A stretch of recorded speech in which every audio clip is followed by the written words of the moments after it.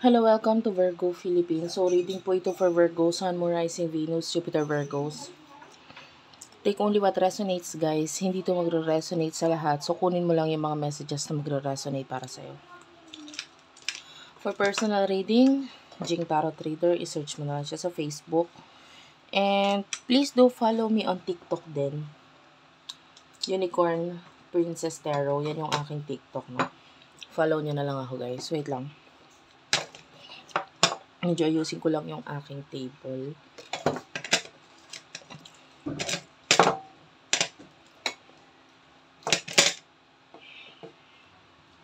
Okay.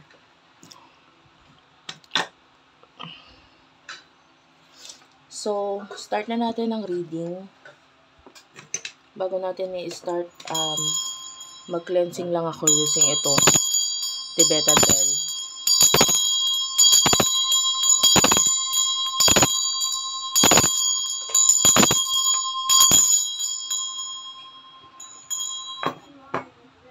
Okay, thank you. Let's start.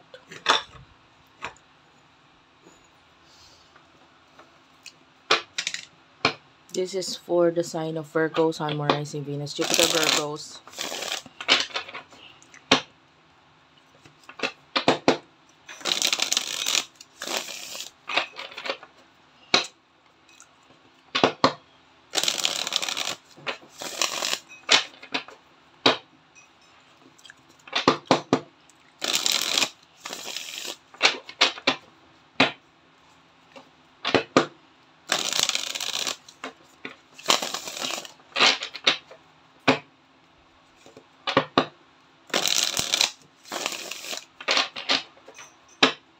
One last shuffle.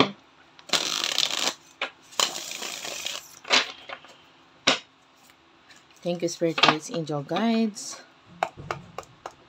for the sign of Virgo. This is general love reading, by the way.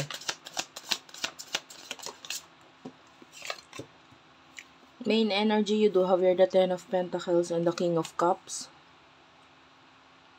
Ito, kung hindi ka nakaka-relate sa side na ito, kasi ito yung side mo, pwedeng yung side mo yung sa kabila, sa person mo. Okay? Kaya bahala ka na ilagay yung sarili mo sa sitwasyon. Seven of Wands. Okay, for some of you, pwedeng you're finish, no? Nakikita natin maaaring meron kang something na natapos na or tinatapos pa lang para dun sa iba.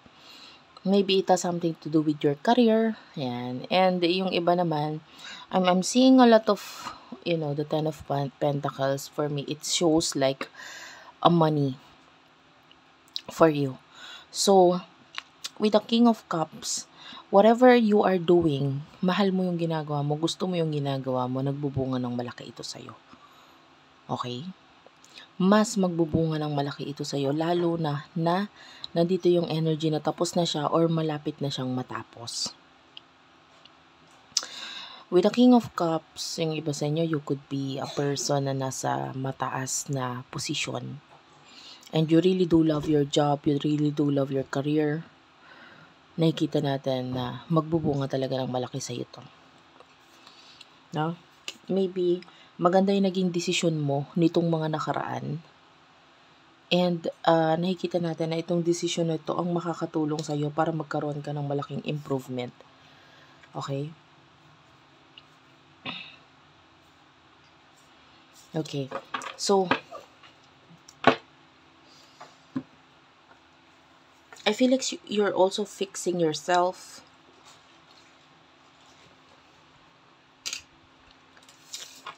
Medyo may mga masasamang desisyon ka kasi na hindi ginawa in the past na naka-apekto sa iyong career, sa iyong finances. Pero tinatry mong ayusin na ito. At ito na nga, malapit ka na matapos. Pagdating sa love, sino itong person na kakonect mo? Nakakita nga pala ako ng horseshoe. So, yung horseshoe is like a sign of luck. Yung swerte nasa tabi mo ngayon. Salong-salo mo lahat.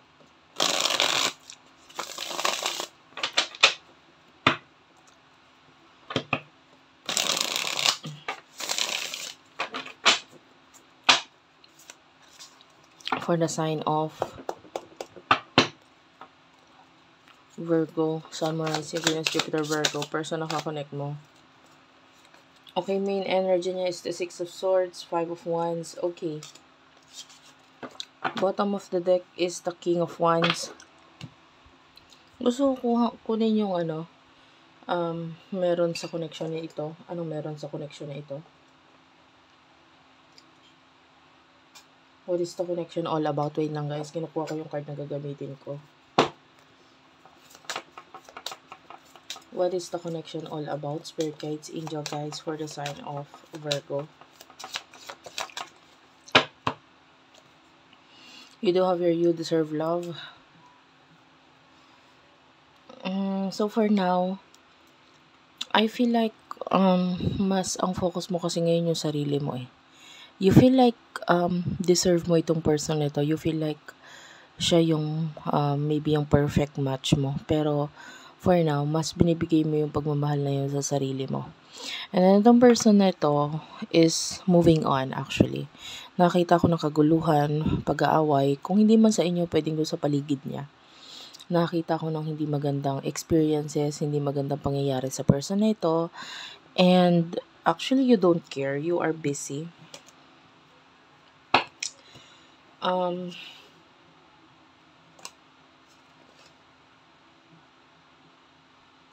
Yeah. Nakakita tayo ng mga challenges dito sa person na ito. Nakakita tayo ng mga taong kakompetensya. So, pwedeng itong person na ito is having competition and medyo nahihirapan siya dun sa competition na yun. Pwede may kinalaman yun sa career. Nandun na rin yung focus niya eh. I don't know if you're dealing with someone na may negosyo, pwedeng ganun. He or she could be a businessman, businesswoman.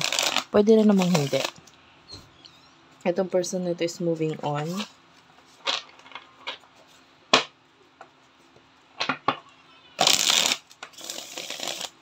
Ano yung mga nasa emotions ninyo ng person na ito?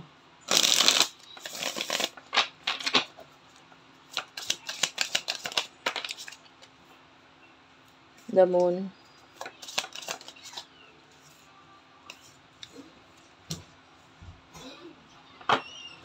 Bottom of the deck is the Page of Swords. I don't know if you do know how to alam mo yun, yung magtahi. Kasi nakita tayo dito ng picture na parang marunong manahi. Ganyan. This could be a reading. Or maybe yung career mo has something to do with using your hands, handicraft, mga ganon.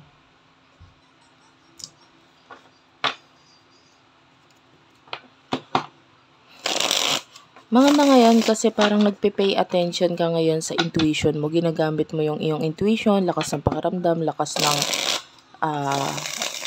you could be someone na special or gifted pagdating sa iyong spiritual, no? Maaaring marami kang alam na spiritual knowledge and ini-apply mo yun sa sarili mo. Maybe yung iba sa inyo, pwedeng sa dreams, yan, yung mga panaginip mo, inaalam mo talaga kung anong ibig sabihin yan. Ginagamit mo ito as a guidance for you. Yung person na to, you do have the Seven of Wands and the Fool. Nakikita natin yung pagtitake ng risk niya. So, I can see a new beginning dito sa person na ito. Regarding sa emotion niya, iniiwasan niya. Hindi niya alam kung paano harapin yung emotion niya na ito. I feel like nahihirapan siya ngayon. The Two of Cups and the Ten of Cups, for some of you, pwedeng may another relationship. Itong person ito, like maybe family na involved. This could be marriage. This could be with the Two of Cups relationship na medyo nahihirapan yung person mo eh. With the Ten of Wands, marami siyang obligasyon, responsibilidad. Kaya iniiwasan niya kung ano yung meron sa inyo. Like whatever, soulmate connection, whatever. Iniiwasan niya yun kasi I feel like medyo mahirap ngayon yung sitwasyon niya. Hindi niya magawang mag-focus sa connection ninyo dahil bakit ako mag-focus diyan? Busy pa ako. Dami ko pa pang dapat pagkaubalahan. Parang ganon. You're dealing with a person na with the Seven of Wands. Ang dami niyang lesson na kinahaharap ngayon. Pag sinabi nating lesson, that could mean challenges sa buhay niya ngayon na kinakaharap niya kung bakit hindi siya focus dito sa connection na ito. Well, on the other hand, with the Five of Swords, I feel like ikaw naman kasi parang wala na dito sa person. You know that this is your soulmate, tinanggap mo na lang na soulmate mo to, tinanggap mo na lang na may something sa inyo. Pero hindi na para magmukmok ka or malungkot ka sa connection ninyo. Parang, okay, fixing yourself. That's what you're doing here. Yeah, you do have the honeymoon. So, I feel like yung honeymoon, it feels like a dream. Maybe, you are just following kung saan ka dalhin ng tadhana. Okay? It feels like, katulad ng isang panaginip, parang wala kang control, 'di ba? Kung ano yung takbo ng istorya, sige lang. Para ka lang nanonood ng TV, wala kang control. Kung maganda man yung kalabasan, and then fine. Kung hindi, edi hindi rin, 'di ba? And that is what I am feeling dito sa connection ninyo. Parang pagdating sa iyo, kahit saan kayo dalhin or saan ka dalhin ang connection na ito, ay dun ka na lang. Hindi mo na parang ipinupush or pinipilit ang connection na ito sa inyong dalawa. You do have your retreat, so there's this connection, and you do have your free yourself. I feel like you're trying to control your life. Yung buhay mo na lang parang wala ka na muna. Kasi might be you are the kind of person na magaling mag-control. And pwedeng in the past, tinatry mong i-control itong taong ito. Kung saan siya dapat pumunta, kung ano dapat desisyon niya sa buhay niya, kung ano mas magandang option para sa kanya. You tried to control this person, pero hindi rin naman kasi siya nagpa-control sa'yo. So, ang tendency, hindi nag-workout masyado ang connection. Ngayon, hindi mo na siya kinokontrol, hindi mo na pinipilit ang connection na ito, nandito ka na lang sa kung saan ka dalhin. So, what will happen in the future for the both of you?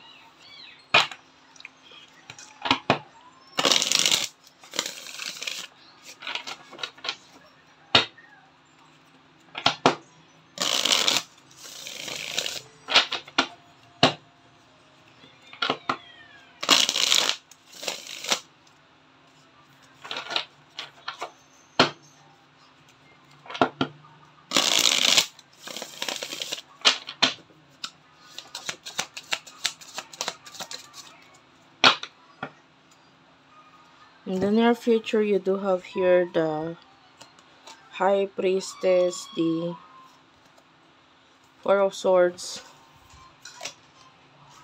In the near future, please.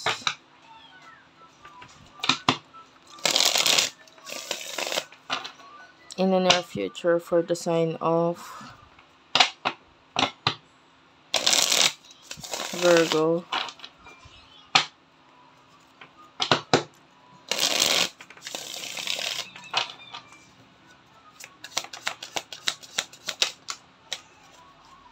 Judgment is here.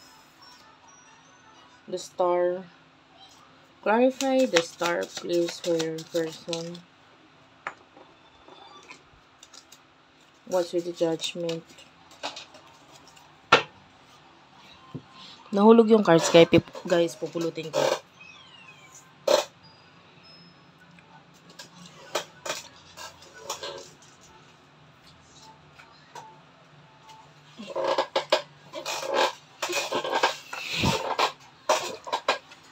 Okay, sorry about that. Maingay yung upuan ko.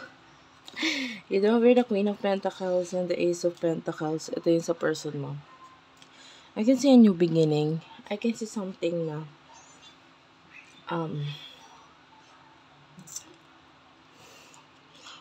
pagdating dito sa person na ito, may bagay dito na parang hindi siya masyadong sigurado pero ipipush niya kasi gusto niya tong bagay na to. I feel like with the Judgment, there's a lot of lessons na matututunan nitong person na ito. With the Page of Wands, I can see a message na maaaring ma-receive nitong person na ito, but I can see na may kinalaman dito sa pangarap niya. Gusto niya. And I can see a new beginning para sa person mo. Pwedeng financial, usaping finances, itong bagay na ito, or career. So, nakakita tayo ng new beginning sa kanya. Pagdating sa'yo with the Four of Swords, wala kang pakialam. Of course. Nandun ka pa rin sa pag-ayos sa sarili mo. I can see you having a beauty routine. Nakikita natin na mas nag-focus ka sa i-improve mo pa spiritually and physically. You do have here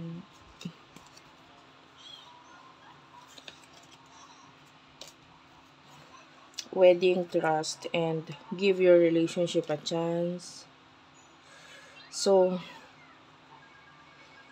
alam mo yung situation na to, it's like, in the future, kailangan mo lang magtiwala. Parang, tama yung ginagawa mo eh. Sa totoo lang sa inyong dalawa, ikaw yung nasa tamang path. Kasi yung person mo, parang with the judgment, marami pa siyang kailangan matutunan. And with the wedding, I feel like you are married with this person in the past, or maybe spiritually, yan, or past life.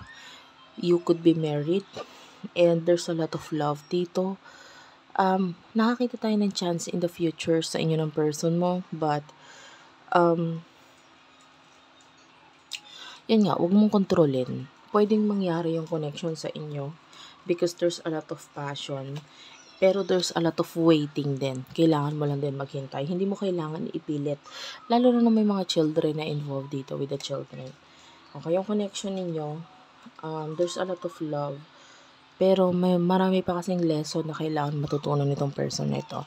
And with the Emperor, this is your energy and the Two of Wands. Nakita ko ng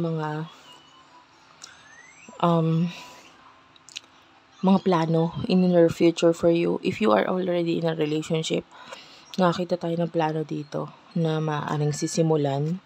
And I feel like with the Six of Wands, you will be working with this person together. May pagtutulungan dito. And with the Eight of Swords, nakakita tayo dito ng parang mga gawain na parang hindi nyo masyadong magagawa because you are trapped. Could be may kinalaman sa career. And yan, medyo magiging mas busy ka in the near future. If you do have a business, yan, pwede may kinalaman sa negosyo. Pero, ang mga na dito, there's a lot of improvements. A lot of improvement with the Empress, lalo na sa sarili mo. Lalo na sa sarili mo, sa health mo, I can see a lot of improvement for you. Okay? So, wala tayong masyadong balitang nakuha regarding sa connection mo with your person. Pero, may mga kanya-kanya kayong gagawain na mas makakapagpa-improve lalo sa kanya-kanya ninyong sarili. Thank you for watching, guys. I love you all, and bye-bye.